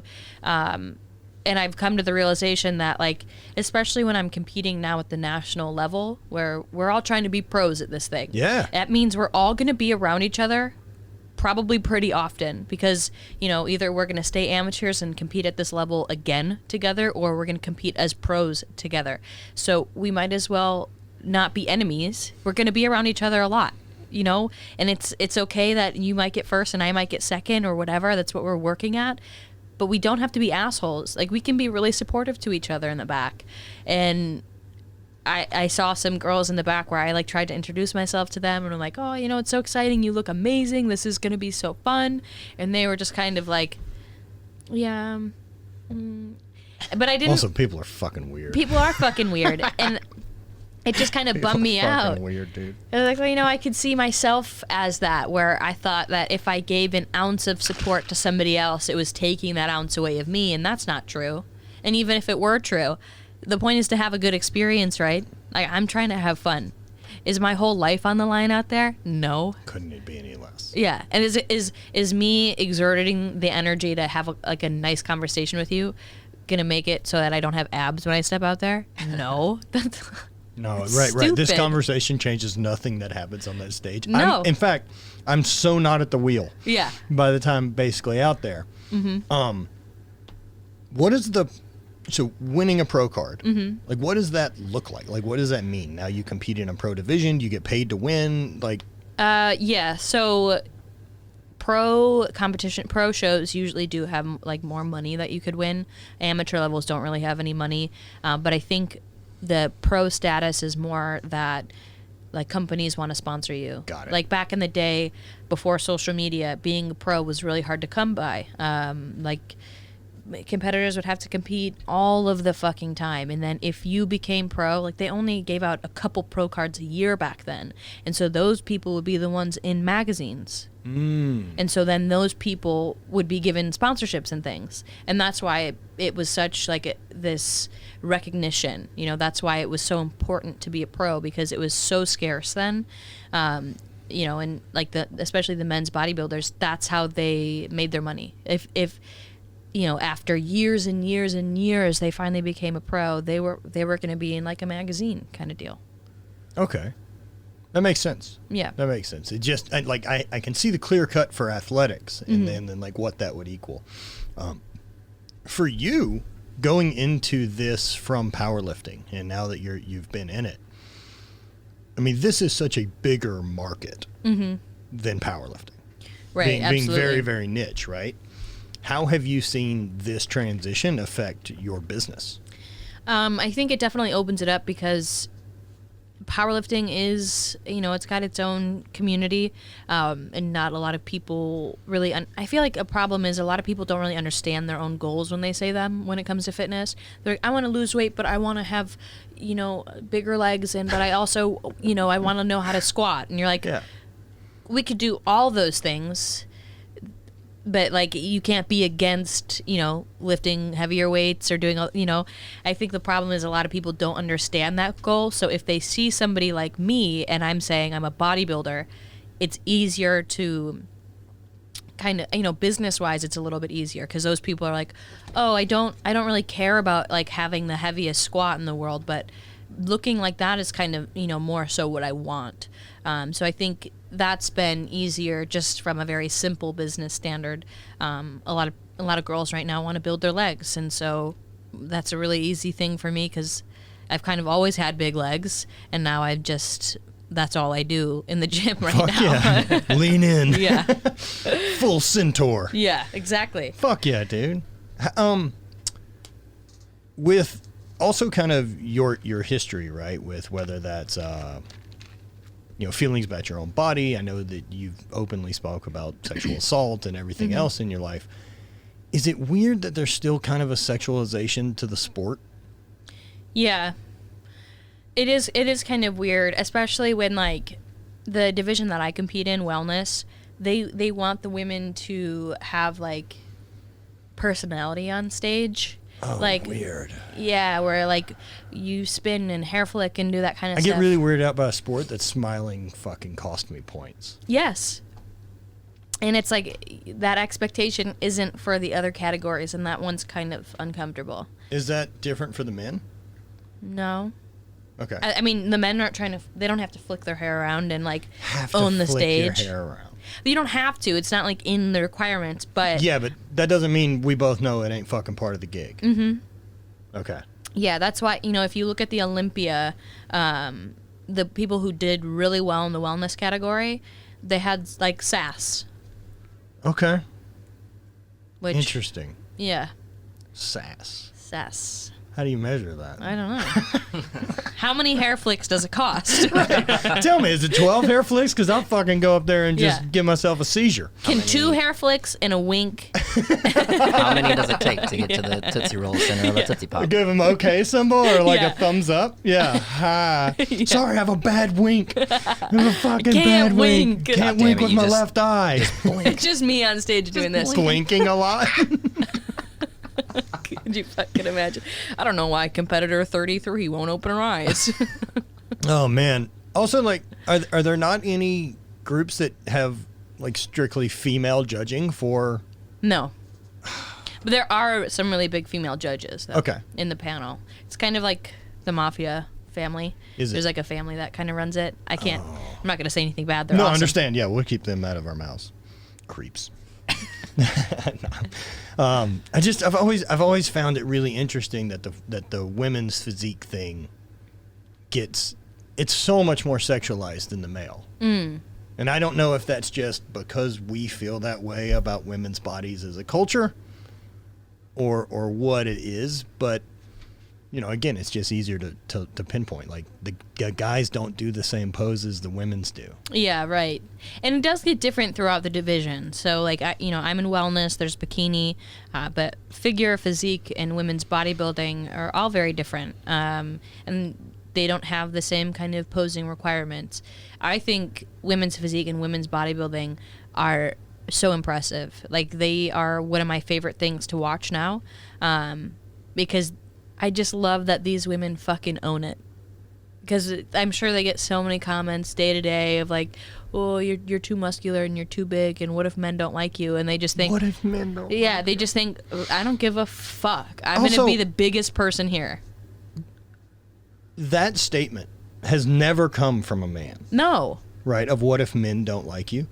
Do you understand how easy it is to fucking make us okay? Yeah. Like, we're interested in all types of women. Like, there's fucking nothing that we're off base for. Yeah. You walk outside and just look around. Jesus Christ. The idea that women have put such a more competitive idea on that to get our attention is fucking crazy. Yeah.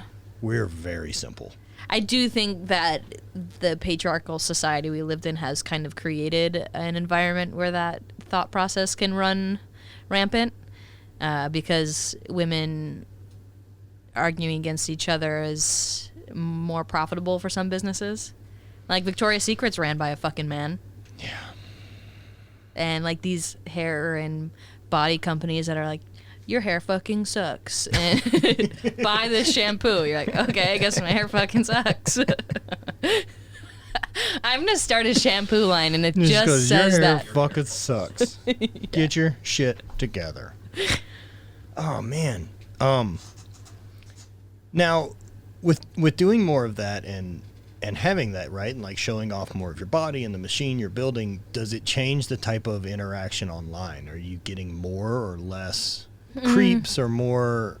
Because it isn't like I've ever shown less on my page than you do. Yeah. Right? Probably more. Yeah. In fact, I'm fucking relatively naked. Yeah, it is really hard for me. I say hard like it's not a problem I created for myself, but but no one has it's a fucking bummer that people think they have the right to speak to people that way, and there's really no fucking recourse for it. Yeah. Well, even like the algorithm of Instagram, my shit has gone down so much just because I've been posting about the show and things like that.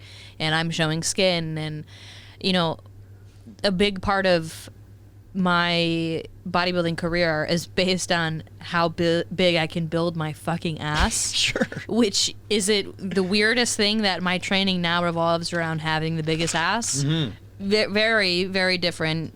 Maddy would not have really enjoyed that years You ago. don't just get one of those thigh masters and fuck off with the Oh gym? yeah, that's what I do in the car ride. I knew it. All day long. fucking knew it. Crank that cruise control. 12 hours Just straight. thigh master and blasting. Kegels, the only fucking way to treat yourself. Yeah.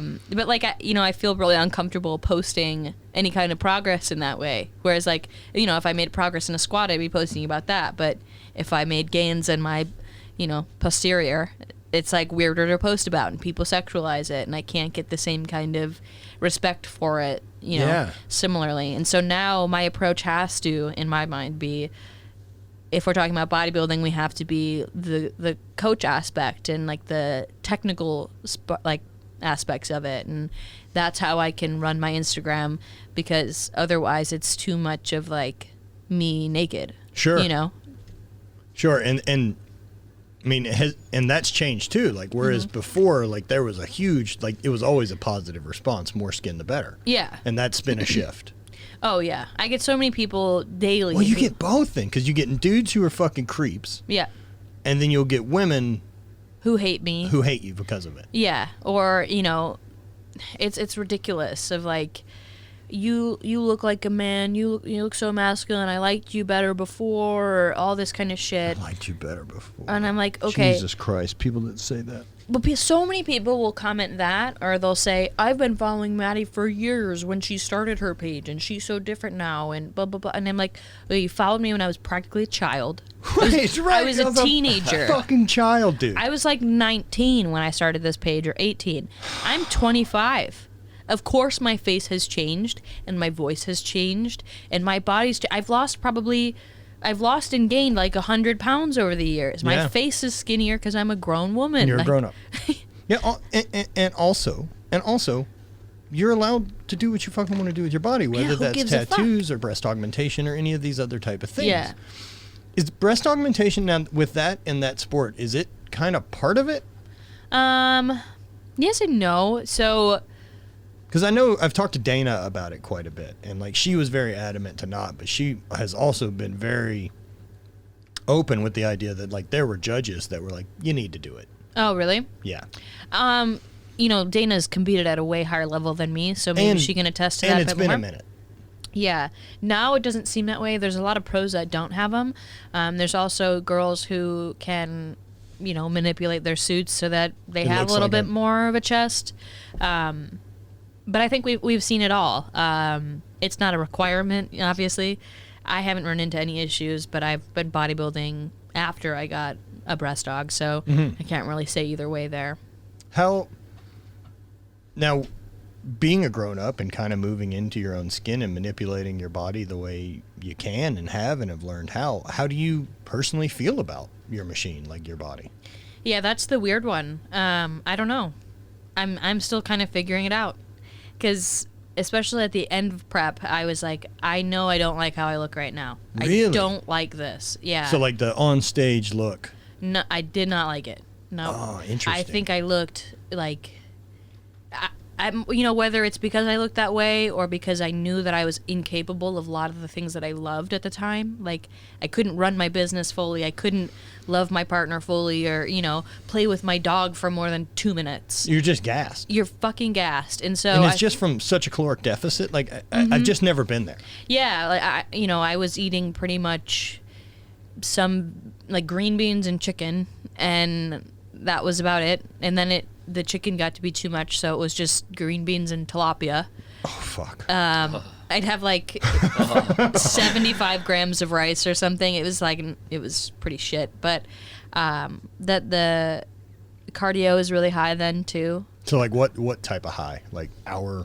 I'd probably have like 85 minutes. Okay. So I'd probably have like 50 to 55 faster or whatever, depending on, at what point in prep, and then 45 to 55 to 60 after. But then also I usually have a step requirement during the day, which would be different on training or rest days. Okay. And those steps are not accounted for in cardio. Right, that don't count. Yeah, so it'd be like the 85 minutes of cardio plus 14,000 steps or something. Wow. And so in that cardio, you're keeping intensity really low, right? Like you're basically just moving and burning calories. My heart rate would be like 135 to 145. Oh, shit. So you're in zone 2. Yeah.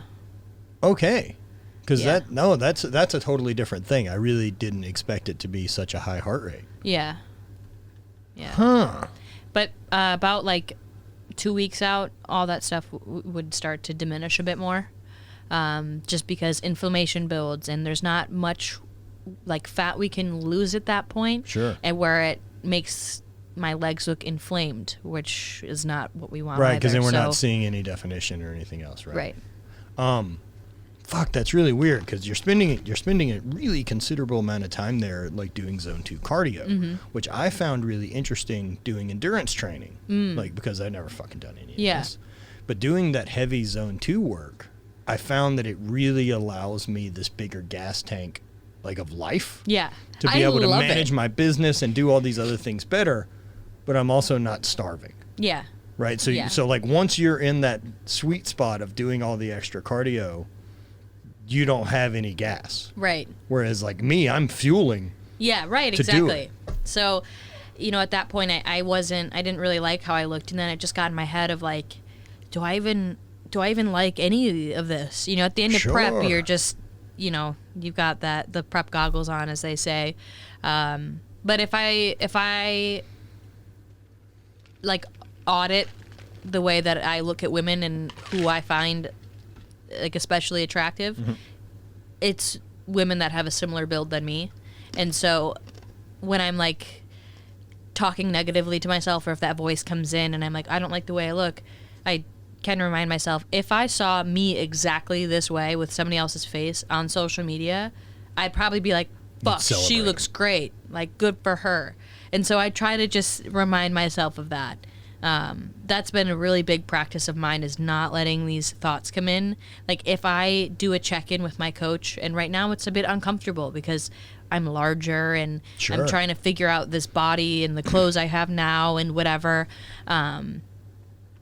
If I'm sending her a check-in, I don't let myself think negatively. Like I don't let myself think, oh, I'm so fat, or I'm so big right now, or whatever. I send it to her, and then I sit with myself and I think, okay, what am I trying to accomplish right now? What am I doing? What's the purpose of it? Because I'm not just gaining weight. It's not like it's, I've done something wrong. So I try to like give myself some more of that kindness. I think I like how I look right now. I know that I don't like how I look right before stage. I think it's impressive. I think it's really cool. I never thought I could do that, but it's not where I look at myself and I think, oh my God, I'm so beautiful right now. That would probably be where I am right now. But now I'm just like... Well, sure, right, but they're different goals, right? Yeah. Like I also would say, I would say even my own feelings about like my body, right? Like because the most functional my body has ever been was when I was competing in throwing. Yeah. Like that's the coolest this machine's ever worked. The best it's ever looked is currently. And I don't, like there's a lot I love about how it currently looks and what it does, but it's not as useful as it was bigger. Right. But I was okay. also not hurt, or there's a lot of other things. So many different right? variables there too. Well, and even with like the prep one, your libido is shot to shit. Fuck, and that, and for me, that one getting fucked up fucks me up mentally a lot. Yeah. Like that part of, for me, being refilled with sex and intimacy Yeah. is a huge part of my life. Right. You need that connection. Need it. Yeah. Not yeah. everybody needs that, but like if you know that you're that kind of person and having percentages of that taken away, it's really hard. Yeah, I know that that's a big one for me. Yeah. And kind of has always been. And so, like, it's one of those I don't pretend isn't important anymore. Yeah. But it's crazy how I'll beat myself up over it, too. And it's very rarely from, like, how I look at this point anymore. It's when I get overwhelmed. Right. And with anything else, like, my libido will get crushed. I'm not interested in fucking. I'm not interested in having intimacy. I even, like, don't really want touch. Yeah. Yet those are always things that I'm better for afterwards. Right. Yeah. Do you know what I mean? Like, Yeah. It's so fucking frustrating It's to get such that a way. flip-flop, but I know exactly what you mean. I had moments in prep where I like broke down because I was like, I felt bad for Luke that I didn't want to have sex. Sure. And there was at 0 point where he was like, I'm so mad at you because you can't fuck me right now. Like he never did that. No, So of why course was he I doesn't. like so if upset? he did, Yeah. we should address that first and Yeah. foremost. It's like a major problem. Yeah. I'm so mad you won't fuck me. Yeah. But dude, that intimacy is a real thing. Yeah. But even that affects the way that you feel about yourself and how you look. I couldn't be intimate with my partner as much as often, so I didn't feel as sexy, so I didn't like it as much. Less confident. Yeah. And yeah, I feel better when I get laid a lot. Yeah. Weird. Wow. Yeah. I like that body this more. This has been consistent. Oh, interesting. Forever. Yeah. But it does take a lot of the mental health side of like owning those type of things. I know whenever I get down, right? Like I'll focus on like, we'll take action of doing the things that bring the enthusiasm. You know, what are those things that you love to do? Do those. Yeah. And even if maybe you're not in the mood to do those things, do those things. Go for a fucking walk. Yeah. Go to the gym and do your thing. Like whether that's the morning cardio or my morning routine, or even if it's not always giving me the refill I hope for it, it does make a percentage better. I've never, slowed down, got away from my phone and taken time to be intimate with Bonnie and then been like, well, that was a waste. Yeah. Or come to the gym and done my morning routine or journaled or done any of those things and ever felt that they were a fucking negative for the day. So why do I fight taking that action when I'm down? Yeah. It's so hard to be our own advocate. I think, a lot of the times we just self-sabotage so much, and this, like, subconscious area of us is like, well, you don't deserve to do good things for yourself, so your motivation to do it is shit. And it's crazy, because you think, like, at that point when we really need it the most, we'd be like, hey, buddy, go do that thing that really helps. Go do that thing that really helps. And back to what you said, right? Like having that community. And being able to hold conversations like this and check in with your friends the way we have and throughout the years. Yeah. Dude, it's always a joy having you, dude. I love being on here. It's always good to chat with you. It's so fucking fun watching. I've said it a bunch, but like you're one of the few that I know this way. But like I get to watch you grow up. Thanks, dude. And it's a weird fucking old thing to say at this point. And I realize like I have to fucking own it. Like I'm a fucking old guy. Old fucking what? Mm-hmm. I'm 40. I have a fake knee and a bad hip. Do you know what I mean? Like it's like, well, we can't do that. That'll cause inflammation. Like I'm a fucking old guy. And so like there's the realities of it. But like, getting to watch you blossom and become an incredible fucking woman and watch you now impact other people with the things you've learned has been fucking incredible to watch. Thank you. Incredible to watch. And so, as always, dude, I'll root you on. Thanks. You've been, whether you realize it or not, you're one of the most prominent people in my life. And every time that I struggle with something, I always end up coming back to something that you've said to me that has just really made a difference. So I hope you know the value you hold in my life. Dude, I always feel it. And thank you. And so where can everyone find everything that they would about you? I am on Instagram at Maddy Forberg. You have your actual name. My whole name. IHVIII. God damn it. I'm on YouTube as well. It's my name. My business is Strong for Life Co. on Instagram as well. And my podcast is the FIO podcast, Figuring It Out podcast. Hell yeah. Dude, I love it. Love Thank you dude. as always. Thank you.